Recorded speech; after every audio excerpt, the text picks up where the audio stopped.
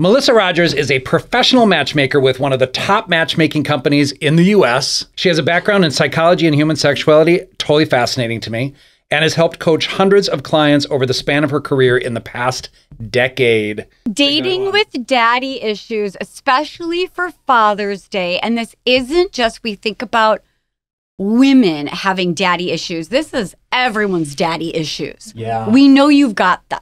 In those first formative 18 years of life, we are just trying to survive and figure out the mechanics of like doing this on our own once we turn 18. Everything goes back to these inner child wounds. And it's like, how were you needed as a child? How did you feel most seen as a child? And so, when it comes to that daddy issue, that father role, a lot of times you were seen most clearly when you were doing something good. This podcast represents the opinions of our hosts and guests. The content here should not be taken as medical advice and is for informational purposes only. This podcast also does not establish a standard of care, doctor-patient, or client relationship. No guarantee is given regarding the accuracy of any statements or opinions made on the podcast or website. And because each person is so unique, all listeners are encouraged to connect with counseling and medical professionals for assistance with their personal journey. All people, places, and scenarios mentioned in the podcast have been changed to protect the privacy of those involved. Welcome to We're Not Fine. I'm Dr. Talia Jackson. And I'm Doug Jensen. We thank you for listening every week to our deep and thought-provoking conversations about relationships. Hi, friends. Welcome to another episode of We're Not Fine, and this is a special Father's Day episode. Not exactly positive and upbeat, but it is Father's Day nonetheless. It's awareness. It's like dating with daddy issues for men, women, non-binary. It's we all have had a father that we have feelings about, positive or negative. And in honor of Father's Day, we also want to say that dads are amazing and dads are incredibly important. And they're such a huge part of who we are and how we are in our adult relationships. So many of our needs may have been met, and there are always unmet needs that tend to propel us into craving a certain type of partner. And of course, I would say that, of course, not all fathers behave in an amazing way. We are all imperfect. We all make mistakes. And yet those experiences we have with either of our parents, but we're focusing in on dads today, by all means impact how we attach, how we experience our connections with people, especially on a most intimate level. John Bowlby, who is the kind of originator of attachment theory, which I'm so grateful for. Attachment theory is a profound addition to every practice, hopefully, and something we talk about a lot, because we are a relationship-based podcast. That's what this is called, a podcast. And so, the reality is that how we attach has everything to do with how we were raised and the events of our lives. So, he suggests that the earliest relationships with caregivers inform how you connect in adulthood, and having a father who wasn't consistent in meeting your needs could lead to a different kind of insecure as opposed to secure attachment. That's right. Our relationship with our father influences our confidence in our abilities and our ability to be vulnerable and clumsy when trying new skills. And I would call that resilience. Like, when we try to do different things, when we put ourselves out there in our romantic self and we start dating, for those people who were able to start dating when they were young, and have it socially enfranchised, unlike a lot of us gay dudes who didn't date dudes in high school. It's also brave. It's resilient and brave to be clumsy and learn and try out different parts of your personality. Yeah. And really healthy to adapt and to figure out kind of what works for you. It affects our ability to sustain satisfying and committed relationships, find gratification in our work life, be effective parents, speak up and assert ourselves, express our sexuality. Our relationship with our authority figures is affected by that. I absolutely, based on some of the parental stuff that I experienced, I struggle with authority. It's why I'm a private practice person. It's why I don't take direction well. It's why I don't. But then how are you so okay with me being your boss? What I'm okay with is that because you have a delusional personality disorder. Delusional disorder. You think it's the opposite of what it is. So I just kind of placate you. Wow. Isn't that great? You don't feel like I'm the boss? I not only don't feel it. Are we playing out daddy issues? I think you just did. Is this counter transference? And there are like 4 main types of attachment. So there's avoidant, there's anxious, there's the disorganized, which is a combination of avoidant and anxious, and then there's insecure and secure. And so there's a reality here that how it is, and all of us can experience that in different ways. I'm fascinated by attachment. If we really take a look at what we do, and there's just an interesting commonality among human beings as to what category they fit in and how that manifests in their life. And we're going to talk specifically about how dad stuff. And of course, we have the most amazing guest today, Melissa Rogers, who was a previous guest, and she is a matchmaker and dating person, and she's going to help decipher some of these dynamics. That's right. She was maybe one of our most listened to episodes last June. It was the Let's Fucking Date. She is a firecracker from El Paso, Texas. Smart. Yep. Single mama, also on the prowl. But she's just spectacular. So we wanted to do our intro of a little bit more of the psychological pieces first. And then we're going to invite her in to just play around and talk about dating with daddy issues. So, and like we mentioned before, just the role of father is so incredibly important to all of us. And to be a good, like it's easy to be a father. It's hard to be a great father. This is much like our Mother's Day episode with the mother wound. But in order to be a great father, you need to be self-aware. You need to be attuned to your child, engaged, interested, and able to show love and affection and communicate well, right? And so we appreciate that if you're here listening, it's all about like, okay, maybe a little wake-up call. I want to learn how to be the best version of father I can be, or maybe today's the day that we're working through some of our own daddy issues. The Institute for Research on Poverty published an article showing the positive impact that a father has on their children, and it's pretty profound. So what this research shows was children will have a higher academic achievement if they have an involved father. They have greater school readiness, stronger math and verbal skills, greater emotional security, higher self-esteem, fewer behavioral problems, and greater social competence than those kids, now adults, that didn't have a caring, consistent father figure. And let's also put out there as a really strong comment, and that this is not just about dads. This is about moms. But we're taking the opportunity, given the holiday, to talk about those of us who are dads. But I also want to give a shout out for all of this new generation of emotionally intelligent, loving, affectionate, consistent dads. We see you and we love you. And this episode might be for you because you might be the father that you needed. And we appreciate that. And without further ado, let's welcome Melissa Rogers. Enjoy the episode.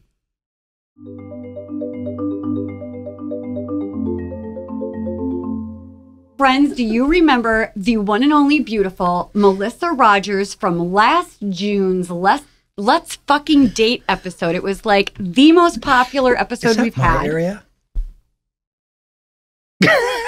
Who's this guy? But you could do that. Who let him in?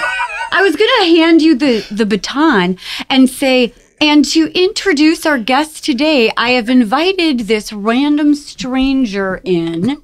This was my area of the conversation, but she can take. I allow Doug to introduce you. No, it's all good. So, Melissa, welcome back to the We're Not Fine episode on daddy issues today, which we have done kind of an introduction to all of this. And we're thrilled too. I can't wait. And it's very interesting because I got some of your feedback through Talia of like what you want to talk about today. We're very excited. But I want to do a beautiful introduction again of you and welcome you back for this second episode. We're hoping to get Melissa on a live episode someday too because it's such a popular topic. Melissa Rogers is a professional matchmaker with one of the top matchmaking companies in the US, thanks to you. She has a background in psychology and human sexuality, totally fascinating to me, and has helped coach hundreds of clients over the span of her career in the past decade. How can you be working for a decade and be 25? How? Honestly, yeah, I started really young, guys. I know. I'm aware of Like that. still in diapers. From relationship problems to how to get first dates and how to keep the spark alive, she's happy to talk through it all. And Welcome. and this is a very specific topic, of course, based on That's a good one. right. It's a good Dating one. with daddy issues, especially for Father's Day. And this isn't just we think about women having daddy issues. This is everyone's daddy issues. Yeah. We know you've got them. Yeah, the issues go far and wide. Far and wide. And this is what Doug and I were so excited to talk about, how our relationships with our fathers have affected us, positive or negative. And there was no one we wanted to talk to more than Melissa about what happens with these daddy issues in dating, because you are a dating expert. So even if we're men looking for men, men looking for women, women looking for women, and women looking for men, our fathers have influenced either the man we want to be, the man that we're looking for. It's like these shapes of puzzle pieces of what our attractors are, based on either trying to get as far away from what our father was and the lessons he taught us, or emulating that, or trying to master old wounds. Yeah. So there's our I think topic. it's also important to recognize, like, we all have the dual energy inside of us, right? We have the masculine and the feminine. What a beautiful comment. These daddy issues, no matter how we identify, they're still touching inside our masculine energy and how we're able to really harness it or push it down. Which really kind of, it speaks a little bit to this like non-binary experience as well. There might not be a ton of research on how father issues affect people on the spectrum of gender, but everything's a case by case, right? So we're just going to be touching on all of the different ways that it might be affecting us, and you will see yourselves in this somehow, somewhere. I love all that you said. Truly the masculine and feminine in all of us, which is really hard sometimes to observe because of socialization, but it's a really important factor if we're getting really honest with ourselves. So I'm kind of curious to hear more about how you experience this, not only in your own dating situation, Melissa, but also kind of when you're trying to get people connected. How much do you observe this sort of dynamic? So this is something that I will usually ask on the front end when I'm interviewing people. Just, how do you show up on a date, right? I work with mostly heterosexual couples, but I've worked with everyone. So it is something that's important to ask, like, when you are taken out, do you prefer to be the one to make the plan? And are you stepping into that quote unquote masculine energy by, picking up the tab and like taking on that role of the planning? Yep. Because, you want to make sure that if this couple is actually really well aligned, that they're not having this like kerfuffle on, she offered to pay half and then I felt weird, so I let her pay half, and then she's like, oh my God, I can't believe he let me pay half. That means he doesn't want to see me anymore. It's because even men who are very used to having that masculine role, and a lot of times they're just going to pay for the first date anyway, because that's how it's been ingrained in us, right? We've been completely indoctrinated to that, which is a different story in and of itself, because men make more money than women. Hello. So of course they should be paying. We're trying to fight that gender gap in income. I know, right? So that's a whole new conversation. But I've just had men say, like, I don't want this woman to feel disrespected if I don't let her pay half. Or if she offers to pay, I don't want to seem like I'm just dismissing her because she offered, but I'm like, oh no, let me do it because I'm the man. When really it's a lot of times, if they're in their divine feminine energy, they're offering because they can't completely get away from the masculine, especially like, I can do it myself. I take care of myself. I pay my own bills. But like, she does feel less feminine if she is picking up the check. So it's like, it's all over. That is a really interesting sort of heterosexual, like the vibe of the masculine versus the feminine and the socialization and how we judge ourselves and others based on showing up in that. But I'll be honest, that's not just heterosexual. If I go on a date with a dude, there is oftentimes that same sort of alpha beta I was just gonna say, dynamic. I've definitely Yeah. seen the alpha beta dynamic Yep. in same-sex couples. For How sure. do you deal with that? We're going to get into that. Well, I'm really curious because I feel like it's like people know, oh, typical, heterosexual, male, female. Do you pay the bill? Do you go Dutch? But like, how does it work? I mean, it's sort of like a statement of the role you're wanting to take on in a relationship. It sounds Boy, that's a very complicated issue that probably does come back to some daddy issues, even for those of us who date men. But I will tell you something. I think there's a couple different things. There's oftentimes an inherent sort of role that we play. It's very funny, Melissa, I will tell you, just talking about daddy issues, I can't tell you how many people approach me and they're like, hey, daddy. And I'm like, yeah, I have 2 kids. I'm not yours. Didn't Melissa call you Zaddy last time? Yeah, Melissa called me Zaddy. I'll take that in a minute. He's been walking with extra swagger for a year. I'm all full of swag right now. Well, it's funny because you do have to kind of like figure out who's a zaddy, who's a daddy, who you can't say anything like that to. Absolutely. I get it all the time though. And it's probably in part due to how I look, but also my age and what I do. So I will tell you, I naturally kind of, if I'm asking someone on a date, that's my rule of thumb. If I ask them out, I'm probably going to pay. Whereas if they ask me out, I'm like, okay, we'll see what happens when the check comes.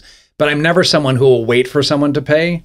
But there's an inherent sort of role. And, again, being 6 foot and 220, there's no question that I have a presence and my presence too, and a present. That's what zaddies have, is a presence. Hermes scarf that I like as a presence. Hermes. That's why no one sent it to me. That's right. Because I can't pronounce it. Now I can. So there's a lot to figure out about that, but that's kind of like that jostling that happens in a same-sex relationship that we kind of have to figure out. And it's not about, I'm not interested in, all of that daddy stuff on my end because I have 2 kids. So I usually say that to someone like, I have 2 kids. They get to call me that. You don't. You don't. I'm not your daddy. So Melissa, tell us, like in all of your experience working with couples, and actually you're working with singles, right? You're working with singles trying to create coupledom.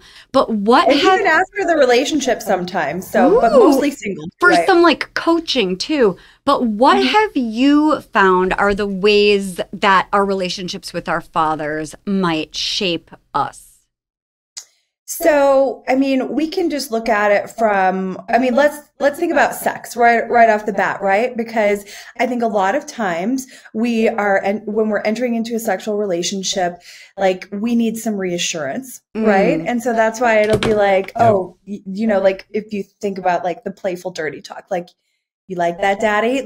You are asking basically for that reassurance that maybe you didn't even get from your father, right? And so it's like, it's kind of this role play on steroids because it does go like, it's so deeply ingrained in you that you're like, I really want to just please this person because I want to be pleasing to this person. And, depending on how men are able to process their emotions, because, you always hear like, oh, he's the strong silent type. It's like, oh, really? So that just means he's, probably emotionally stunted at that level. Unavailable. Ooh, yeah. Yeah, exactly. And so I think that, now we're doing such a great job with, teaching emotions and being able to see that everything has a spectrum, right? It's not just the gender spectrum. It's like the nuances and like feeling angry and like the nuances and feeling needed and wanted and all that. So we had talked about a little bit that everything goes back to these inner child wounds. And it's like, how were you needed as a child? How did you feel most seen as a child? And so, when it comes to that daddy issue, that father role, a lot of times you were seen most clearly when you were doing something good, right? And that's why we hear all the ladies who like, now, have you seen the memes where it's like, just call me good girl, You know what? I haven't. That must not be in my algorithm. Will you tell us? Tell us about it. That's crazy. Is it in your algorithm? I don't think it's in mine either necessarily. Okay, tell us. But we'd like to hear about this. Well, there's actually this app that women especially have really loved, but it's for, again, every gender, every sexuality, and it's called Dipsy. And so it's like these audio stories, because a lot of times men are very visual. If we're going to just kind of take on the stereotypes, men are very visual, but women are very audio. And so they have different like accents and whatnot, doing like you're my good girl, stuff like that. Or this is the best TikTok ever. It's Young Gravy reading from A Court of Thorns and Roses. Oh my God. I don't know anything about that other than that people are obsessed. Isn't it like some sexy sci-fi situation? Yeah, so I haven't read it because I'm not really a fantasy reader. But when I did see Young Gravy reading it on TikTok, I was like, I might have to purchase Yeah, this people book. are obsessed, and I might be about to become a fantasy reader because of it. I'll send you the TikTok, and I think that we'll probably both buy it. All three Thank of us you. will buy it at the same You're time. going to change our algorithm completely. You're welcome. And you, before we created this, you were talking about just also this idea of Harvey Weinstein, right? Oh yeah, Weinstein. Okay, so this is like a classic example is that we are taught as children, like that we have to respect and honor your father and your mother. So the example I gave you was Harvey Weinstein. Like he did all these unspeakable things and was just a terrible person. And so his wife at the end of the day could divorce him. She was done with him. But like, what about his daughters? What about his sons? Yep. Like they have to, and I think this has happened to all of us. We've had to learn how to somehow love and respect someone that might not actually be an incredible role model. And a lot of people would even say like, look at remember the Donald Trump grab him by the pussy? Yeah. And that man became our president. So what are we teaching people? Like that these men in these positions that we should be, honoring and caring about and listening to, they're saying things like that. And so we kind of all are learning that there are certain roles that like you just get a pass. And so I think that really is tough because being like when it's your father, especially, like you can't change your family no matter how much you want to. So it's almost saying like you are going to just have to like put your head down, bear it kind of thing. Well, and it's really hard to reconcile. Like if we even love our fathers who are very imperfect, but they're maybe loving to us, but not great people out there in the world. That's hard to reconcile, or vice versa. There are many situations. Say, and the opposite is true too. And so that's where all of these issues are stemming from, because we just in those first formative 18 years of life, we are just trying to survive and figure out which of the mechanics of like doing this on our own once we turn 18. And so like there are sometimes fathers who are not active, wonderful fathers for you, but maybe they've remarried and you see them being incredible fathers for their new family. Or maybe you think your dad's not a great person, but he's lauded in his career or something. So a lot of these, it's just like such a mental bifurcation, right? Like we don't know what to do with this information. And so we kind of have to stuff it down. Right, because it's so hard to make sense of. Yeah. Yeah, it's interesting. These are really deep dynamics, Melissa, and it's interesting how you've obviously had a great deal of experience and you've given this a lot of thought.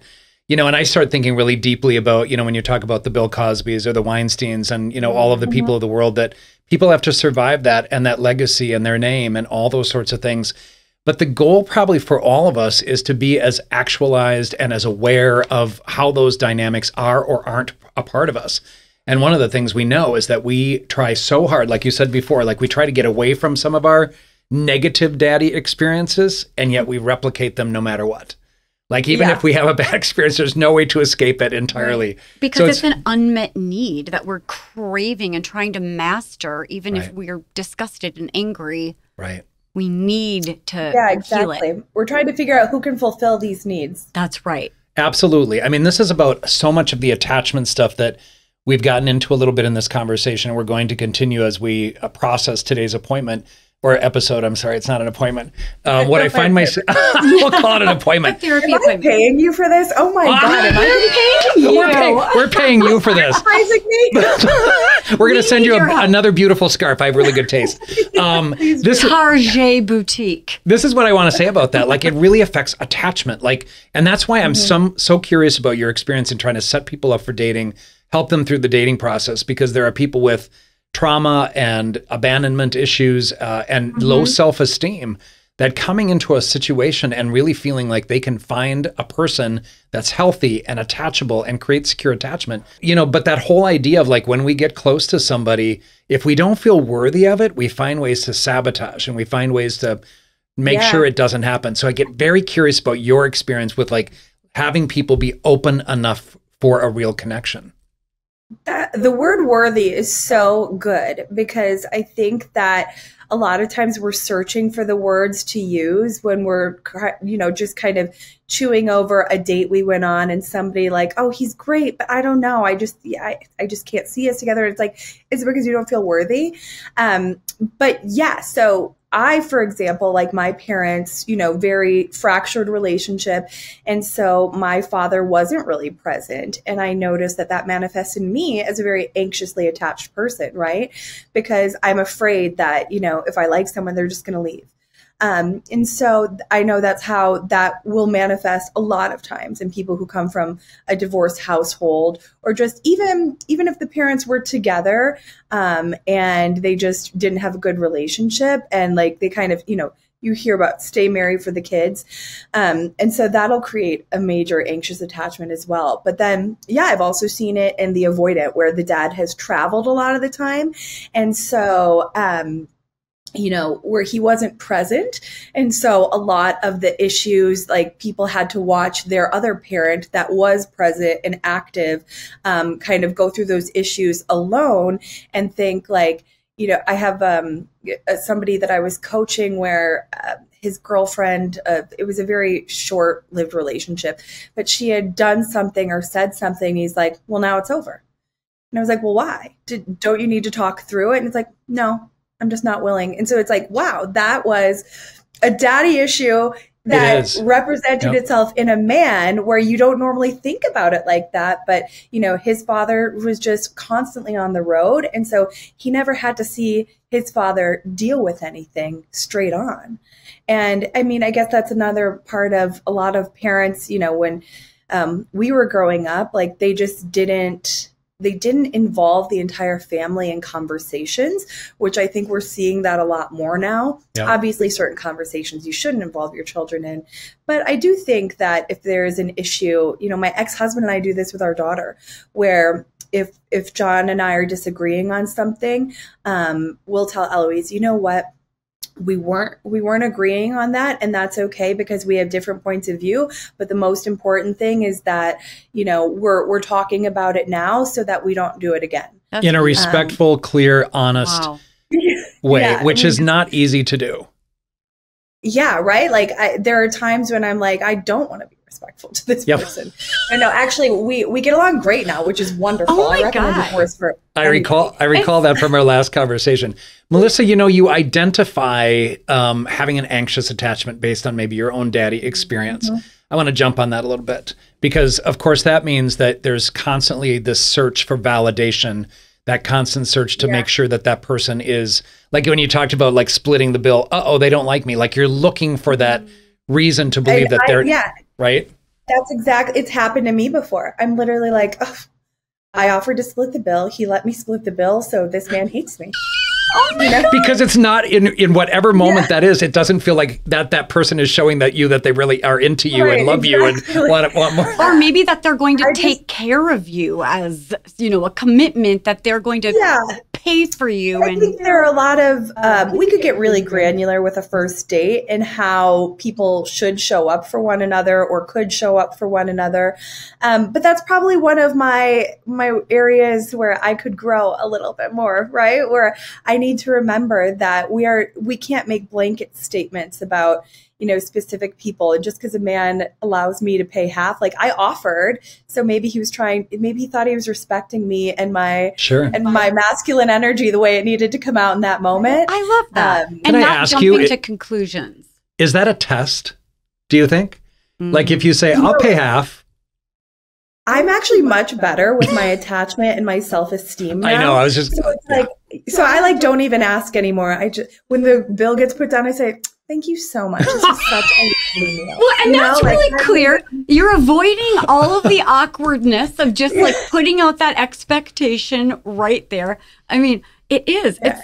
It's so This interesting. is so kind of you to treat me to this meal. Thank you so much. Thank you. You're putting that out there. And so when you, and not that you can speak for all daters with anxious attachment, but even just to think about, so if you do have anxious attachment, what are the attractors? What are you unconsciously and subconsciously craving or looking for when you're swiping? Or actually, you probably have a matchmaker, because who needs apps? Yeah, if you're not working with me, I don't know what you're doing.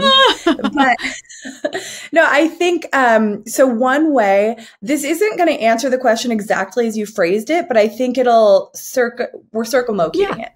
I think you need to figure out what your triggers are. And so it's like, my trigger is if I'm offering to pay half and he's letting me, like, obviously I feel bad. So then I learned, don't offer, or then there's just like, what else could trigger you? Like if I say, oh, you look really nice tonight, and he doesn't say it back to me, like, so it's like, you know what? Now I hold off. I don't compliment him until he compliments me, or something like that. That might not be the best example, but I think you just have to like be self-aware enough to know, like, if I do A and then B happens, it's or if 1 + 1 has to equal 2. Right. So it's like, how do I make sure I'm just not putting this math equation out into the universe right now? Do you know what I really like about that? Okay, so this is what I think. Like, on the one hand, this is also you being self-aware and on your path towards maybe like healing some of those wounds. But it's also vulnerability proofing yourself. So if you know those things are going to be really triggering for you, it's the opposite of a test, right? Because a lot of people will do these gamey tests of like, oh, he didn't pull my chair out, or he didn't, offer to pay, or he didn't, whatever that is. Therefore, it means this and this and this. But instead, you're setting these dates up for some level of success, so you aren't going to get triggered because you're putting out there your expectations. Right. I mean, I even had a friend, he went on a date, and it was a first date, and she said that like the red flag was that he didn't offer to walk her to her car afterwards. But for him, it was just like, would it be creepy for me to walk her to her car? Like she's, this successful woman, like, and it's, 1 block away, like at what point is it awkward that I'm like, no, I insist, I must walk you to your car. So it's like, if that's a test, I would say, hey, you want to walk me to my car? Yes. Ask for what you want and ask for what you need. So many assumptions. Right. I think also like, when we gamify anything, like, hey, I have ADHD, so I'm going to gamify cleaning my house. Great idea. Thank you. But it's like to gamify dating, it's like people don't know the rules of the game that I just invented in my head. Yes. And so I can't get mad at them for not following the rules. So I think that it's just very, very, very much a good idea to have like this set of things that you're like, you know what, I feel this way when this happens, so here's how I'm going to cut it off at the pass. Right. In that way, you don't have to play the game. It's interesting too. I fast forward a little bit to like when the words "I love you" come out for the first time, and how many times have we heard that someone will say "I love you" and they don't hear it back, and then you're like left with this big clump of doubt. Which I would encourage people to just, if you want to say it, say it. Right. Love is a beautiful thing. So express it and put it out there in the world. And if it doesn't come back to you, you might be able to make some determinations or not based on that, because those words are powerful and they mean different things for other people, including going back to daddy issues. Like, if your dad was really expressive about his love, both verbally and physically, it's a much easier thing for men and women to put that out there. So, and but they've done research on it, just really affects people's self-esteem and their body image. They've done a lot of research on like the father-daughter connection, but I'm sure it's for everyone. It's like the way that your father has been expressive with his physical affection. It really does affect our self-esteem. And as I will always say, of course, the mother issues are relevant as well in that whole conversation. But Melissa, what were you going to say? 1,000%. Oh, and so here's another way where it's, how a father, expresses like if he finds his wife physically attractive or whatever, and gives them praise. But also when we're growing up, like maybe your father didn't take care of himself. So you didn't respect him because you could see like he just wasn't, putting his best foot forward. He wasn't striving to be more. He was slovenly or things like that. So we can tend to overcompensate for things. So there's how that daddy issue shows up in that arena, right? We're overcompensating by, always have no hair out of place, like must have, pressed pants and all that stuff.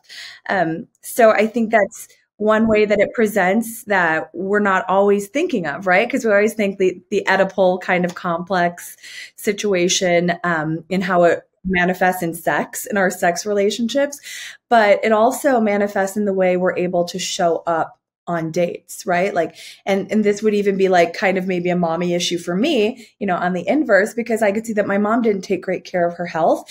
And so that's why it's like everything I wear, every accessory I put on, like I do not even walk out of the house unless I have lipstick and, just something to make me feel a little bit more, put together and whatnot. So, yeah. It's great. We just did a mother wound for, mother wound episode also, but it's like, of course, I know we've separated the mothers and the fathers, but it really is. There's so much to do with what we're craving, like these unmet needs or how we're compensating for what we didn't get. And that's why now we're just like reaching off into the distance, but this is why double high is such an important birthday, in Judaism, because it's like, 36 is your double high because 18 is life. And 36 means you officially lived as many years as an adult that you lived as a child under your parents' tutelage. And so isn't that doesn't it give you like little goosebumps to think about like, oh my God, it takes until we're 36 to really look at ourselves in the mirror and be like, holy bananas, I really can do this on my own. Like I am an adult, and that's where we can kind of start. Well, we don't have to start then. I probably only started then. But that's when you can kind of shed those childhood wounds and that trauma that makes us show up in ways that we don't like, ways that aren't going to be optimal for us to have our best future ever. I really do love the idea of in your mid 30s is when you're actually a full-fledged adult. It gives permission to also forgive yourself for the bumpy 20s and not having figured it out. We're all just a work in progress. I think it's it's very freeing to be like, oh my God, that was all just me shedding the childhood trauma. Now I'm here. I've arrived. Yeah. We call it midlife sometimes. It's really not even midlife. 36. Oh, I know. It's like they're babies. Right? Yeah. We're in midlife. For sure. Yeah, I just turned 38, so it's like, no, that I'm not midway through. No way. Absolutely not.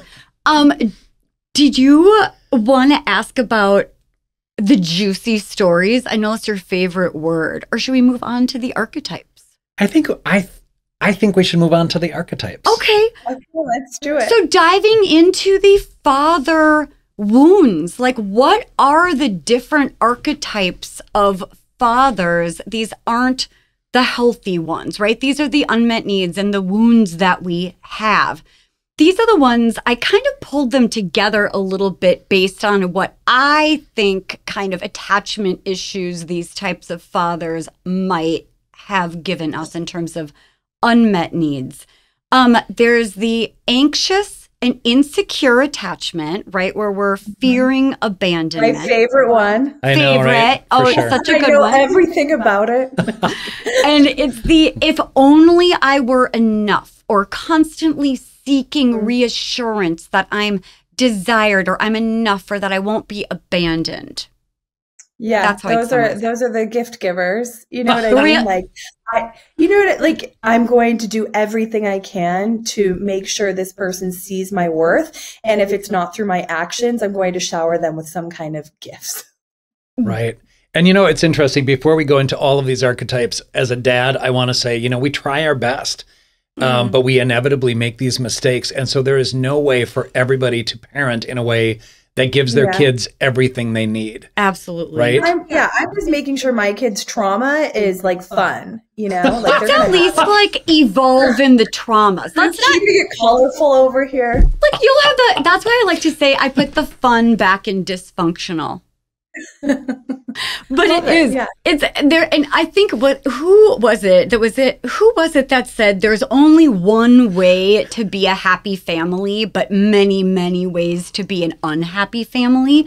It's sort of the same kind of vibe. Like, to be a healthy parent, you need to be involved, attuned, empathic, warm, but there are a million ways to fuck up your kids. And also, you can have several different children and you're an amazing fit for one of them and a terrible fit for the other. That's why we have to be attuned. So yes. Oh my gosh, that needs to go in your birth order episode though, because if you have not done like significant research in birth order, holy bananas. Like, I look at my oldest and my youngest and I'm like, this makes all this sense. Interesting. Great future episode idea. Great future episode idea. Okay, so should we just we put them in a couple different categories, but this one category is the insecure attachment. And we're just going to go through them and then we could chat about like how that might show up. Like, Melissa, you tell us when you're meeting with people, like, how does this show up? How are people looking? How do you coach them on what their attractors are? Okay, first one. The absent dad who walks out on their families or dies prematurely. Avoidant attachment. You're winning.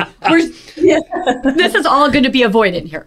Then we have the divorced dad, and this is very sad. And I will tell you that I know a number of gay dads who have come out after having children, being married, and they feel so ashamed, or they don't want their kids to have to deal with it, or they haven't dealt with it. And so they end up disengaging after divorcing, not only the mother, but also the children. And it makes me so sad.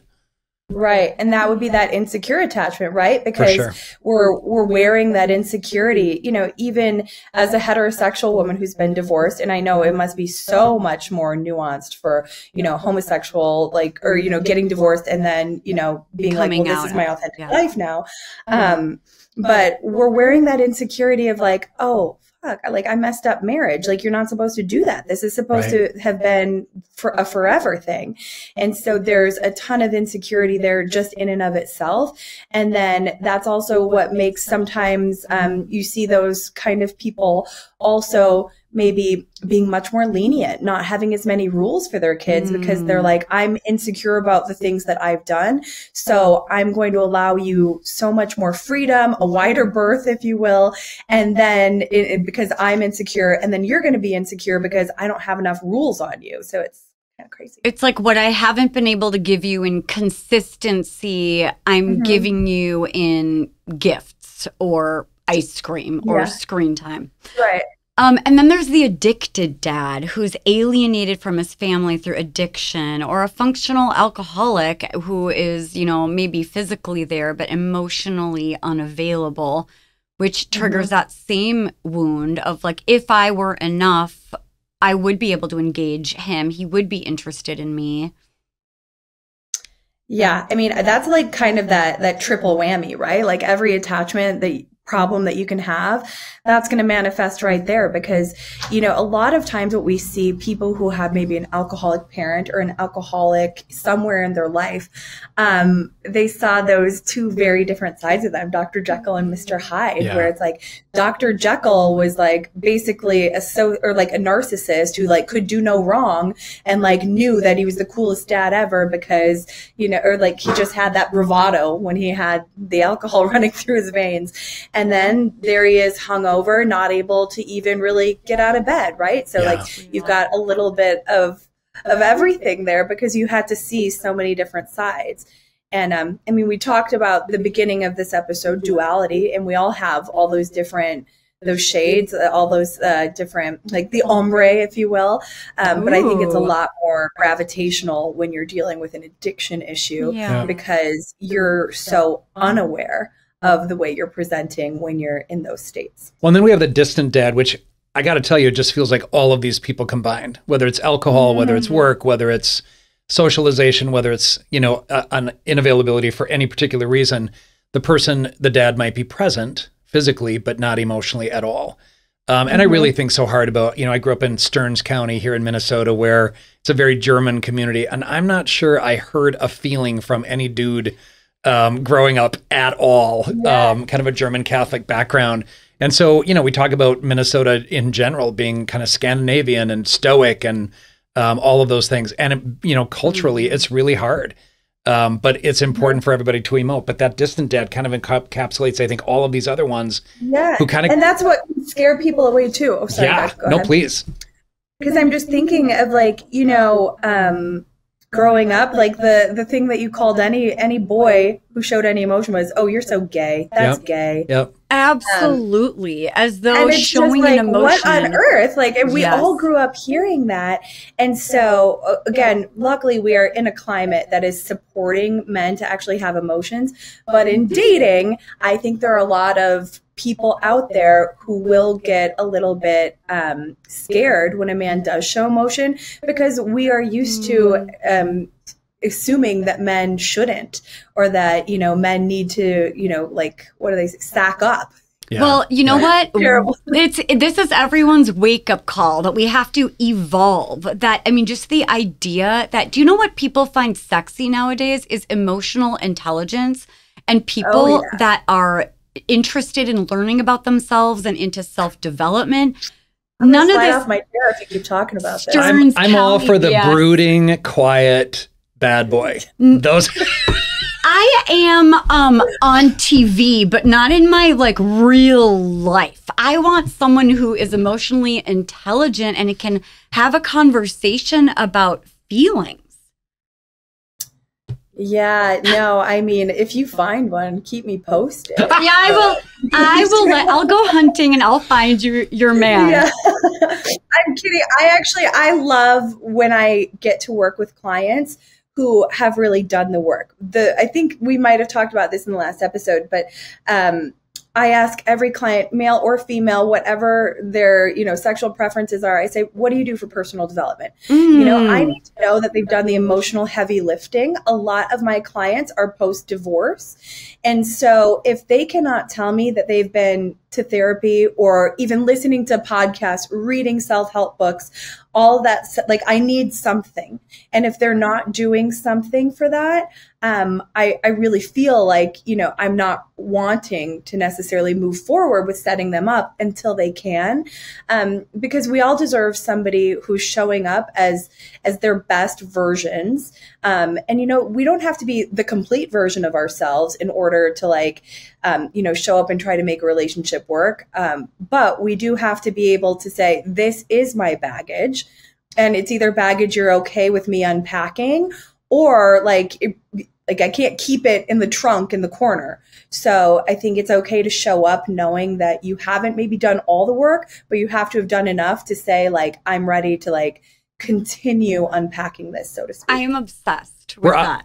We're obviously focusing in on a little bit about dating men, right? But, the reality is I have both men and women who are I'm going to only date somebody who's been in therapy. Yeah. And I always tell my heterosexual women who are looking for a heterosexual dude, the guys in my office are in there doing work, and they're doing hard work. And there's so many straight identified guys that I work with that I am so proud of. And I kind of want to put up on a pedestal and say, so hot. It's so hot. It is so hot. Most of them are pretty hot as well. It's the new hot, whereas the old hot was 18th century Scottish Highlander that I keep referring to. Okay, anyway, this question. Outlander? Maybe yes.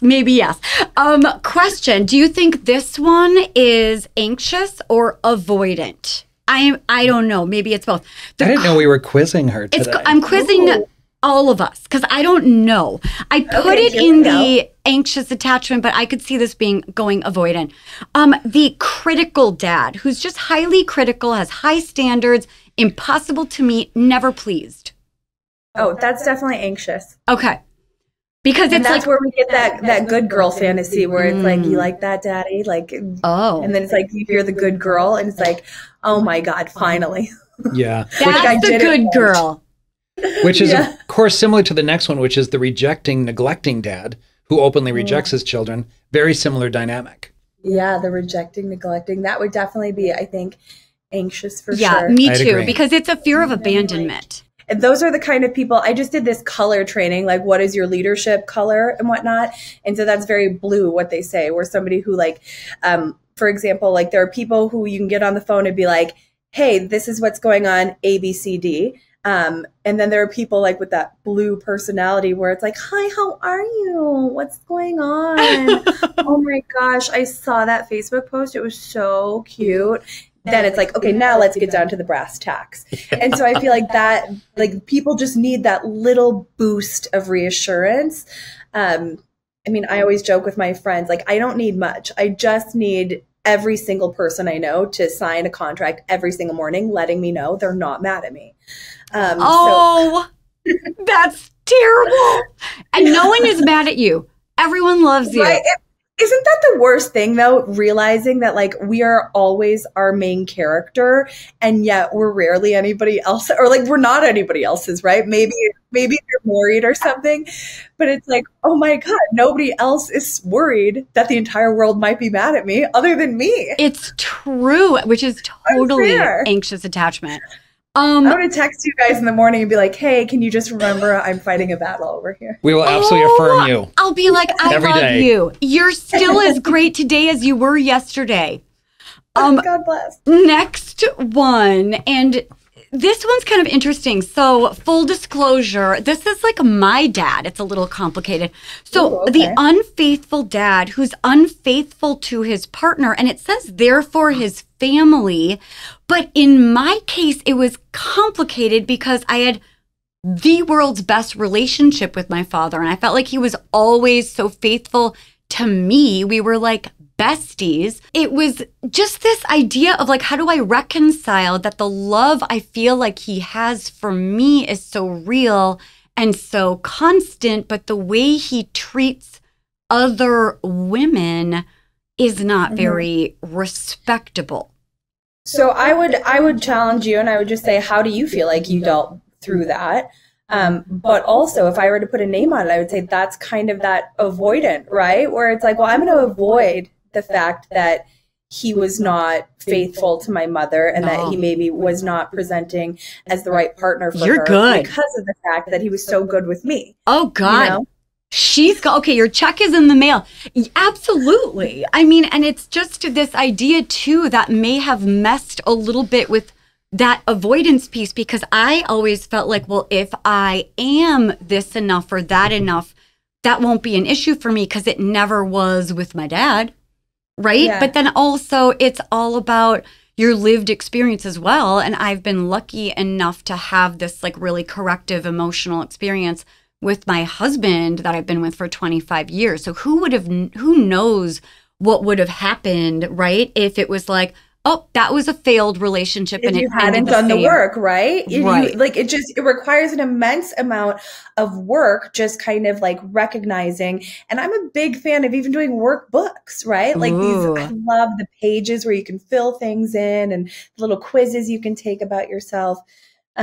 But other than that, we can just show up like every first date, like maybe do a PowerPoint of things that have happened in our lives. There we go. So it's like, all right, before we order, let me just In the you have a minute bio. to go through my slides. Then we have, of course, the abandoner dad who disappears and makes little, if any, effort to make contact, which is so hard. I mean, a lot of these kind of flow into, again, the same categories. Right. Yeah. For some reason, they're not available for the consistent love and the consistent emotional support, the consistent physical support, and they're just not present. And it kind of does the same thing. And by the way, you know, we're talking a lot about anxious and avoidant, but there's that disorganized, anxious, avoidant as well, where there's this combination, right? I was just going to say, so we are all a little bit of everything, Yep. but you know, that's definitely one where I think it's hard because you won't know how it manifests until you get there. Right. And so some people with like those traveling dads where they are physically distant and emotionally distant, where it does turn into that just majorly avoidant, where it's like, okay, fine. Like this person has shown me my entire life. Like you don't have to actually show up in order to get through things. So it's like, I'm just not going to show up at this for whatever this is. And then I think it also does breed a lot of anxiety because, you just never know, like when he is home, how is he going to show up? Yeah. Or like, oh gosh, we could just talk about this all day. We truly could. Well, and But our you're right, next it's a disorganized mixture. Well, it's complicated because also this next one that I feel like Doug and I, the next two are very similar. The father that passed away, that it's like he dies early, leaving a legacy of unfulfilled promises, and of course this fear of abandonment. But it's very different than the fear of abandonment because of someone not choosing you or not caring enough about you. There's nothing intentionally harmful about this or even just neglectfully not paying attention, but it's really a tragedy. But you will still be left with this fear of abandonment that someone leaves you because of death or tragedy. Right. It causes a lot of avoidance, right? Because we think, well, if I just don't, pursue a relationship, then I don't lose it. That's right. That fear That's of loss. real. And so you anticipate or have a self-fulfilling prophecy. And granted, Exactly. if you sabotage that relationship, you don't have it. The other thing that I think happens is that developmentally, when you don't have someone like, let's go age 5, your life kind of discontinues at that point and you're processing that loss. And you're likely looking for that person to fulfill it in an adult, right? So it's about filling that gap developmentally as well. Then we have the taken dad who is separated from his children because of career requirements, hospitalization, or incarceration. It's kind of fascinating. I was watching an episode last night of this guy who got married to a woman. He was accused of murdering his wife, I think in Texas. But I Dun, dun, dun. Surprise. El Paso. Honestly. But it's interesting because he was incarcerated, got married, they adopted a child. That daughter had never really been able to enjoy her father until he was given parole decades later. Oh my And it's fascinating because the only way then that family pictures occurred were inside the prison. She appeared very stable on the show, I'll tell you, and I'm like, that's really interesting. Well, to but me. did he do it or didn't he do it? Because that does make a big difference. We don't know. Wow. He says no, but he got parole because he was a good person. Wow. Interesting. Yeah, It I feel is. like that for me, like I could see that breeding a ton of anxiety because it's like you finally get him back, right? Like, Dad, oh my God, you're finally here. Like I hope the other shoe doesn't drop, right? Yeah, Oh So my it's sure. gosh. constantly Yep. like, how can we make the most out of this situation right now, just in case you have to go back, to jail or incarceration? That is definitely a very interesting Wow. and unique situation. I It think. Isn't is, because I could see that going a million different possible ways of like, I have this precious time, I want to reconnect. But also, Yeah. I think I would need to know if he did it or not. Anyway, that's just me. And then this last one, the narcissistic dad who gets what he wants, even at the risk of damaging his family and all of its members, arrogant, self-assured, self-centered, lack of empathy. I mean, that is more of like, this archetype that maybe tends to be this puzzle piece in a certain shape that if we learn how to try to please or be enough for a narcissistic father and caregiver, then all of a sudden we're just trying to recreate that same relationship. See, you answered it already. You already know that's an anxious attachment because you're like, how can I make this person happy when these standards are unreal, or like this person is constantly, I feel like the classic narcissist is able to really just like take the reins of any conversation or situation and steer it wherever they want it to go, constantly making us like, we're basically like, wait, what did I do wrong here? Or like, how did I not know this or whatever, just because of their, cunning linguistic abilities. Ooh, I like that. That was a little trick on that word. It was. I thought you were going a different direction, but Yeah. kept it clean. Then we have the doting dad who devotes his life and love for his children, but not his wife, which Oh man. which might result, of course, in the child feeling like she has to maintain that competition with other women for men's attention. And if she doesn't get it, and we're talking about women here, but this also applies to men. I swear everything applies to both men and women, Right, I agree. and non-binary people. You know, we're always going to look for what it is that worked well for us growing up. You know, when you talked about your dad was a perfect dad to you, but maybe not your brothers, right? So that's right. Right. And so there's a part of this that when we get that, we expect it from the other men in our life. But it is like maybe this one. So this is a confusing type of wound, right? Because it is sort of what I was saying about my dad is that the way that he loved me and doted on me versus maybe the way that he had treated my mom and the other women that he had in his life, I don't know if it made me feel more competitive with other women, but it made me feel like it is my responsibility maybe to be engaging and charming enough, right? Maybe. And then the last one, also one of these kind of confusing, but a little bit disturbing. They're all confusing. Is the seductive dad who might be really loving, but there is something sketchy about the love boundary that isn't just paternal. And does that create... Right? It does like then the person, the child start to feel like their only value is somehow seducing, or there's some like weird boundary stuff that could be like sexual abuse, a lot of horrible trauma, or even just maybe a father who's only positively commenting on their child's physical appearance. That can be... That borders on something really ugly. And Yeah, I differentiate even a little bit between narcissism and sexual abuse, which feels like a whole nother ballgame in some ways. Yeah. Melissa, what do you... I see your face. Yeah, it's so ugly. I don't even like to think about it. But I think that is kind of one of those classic, that classic anxious avoidant, like not anxious avoidant, but like that anxious attachment. Like, how will I find love if I am not wanting to present myself in this sexual way in a relationship right away, you know? And I've definitely found like, you know, I don't have any background with that, thank God. But I know that there are times like when I will be dating somebody and I actually like them, you know, I really don't want to breach that sexual energy quite yet, because like I need to be reassured that they like me enough. And I think a lot of people have, and again, women especially, but I think it's happened to everyone, where I can say unequivocally, it's like people always want me sexually, but they don't always want me romantically. And so that's where my anxiousness comes in, where I'm like, okay, well, we really have to establish that they actually like me as a person, because I already know like they want what I have to offer behind closed doors. I mean, absolutely. Right. It's really, really an interesting thing. And you know, I realize we've talked about so many different archetypes, and Melissa, this is one of those conversations that could go on for days, because, you know, even as we do therapy as therapists, we are absolutely interested in that family of origin dynamic, relationships with both parents, relationships with siblings. How did the relationships with siblings differ from with their parents than other siblings?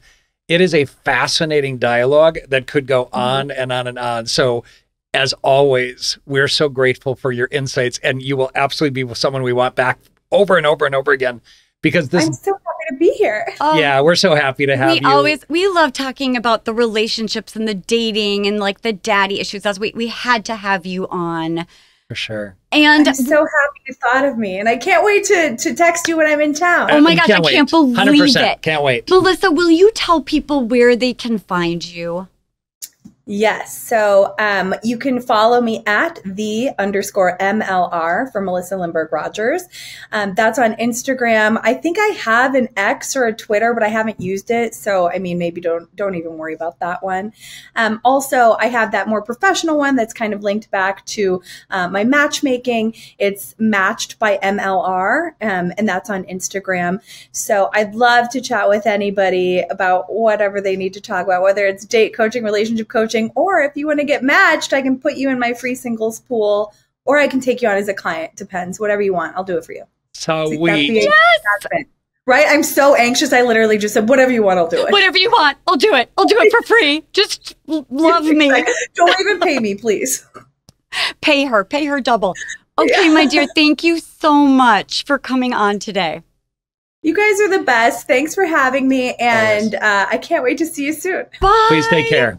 We created a Patreon. You're already getting our podcast. This is the way that you can get more. We did this to increase awareness of mental health, talk about relationships, give people the opportunity to call and write in to two professionals who have done this work for a very long time together. Your support has been so critically important to us continuing and feeling motivated to continue. That's right. You guys are helping us expand and grow. We're going to have so much fun with this, you guys.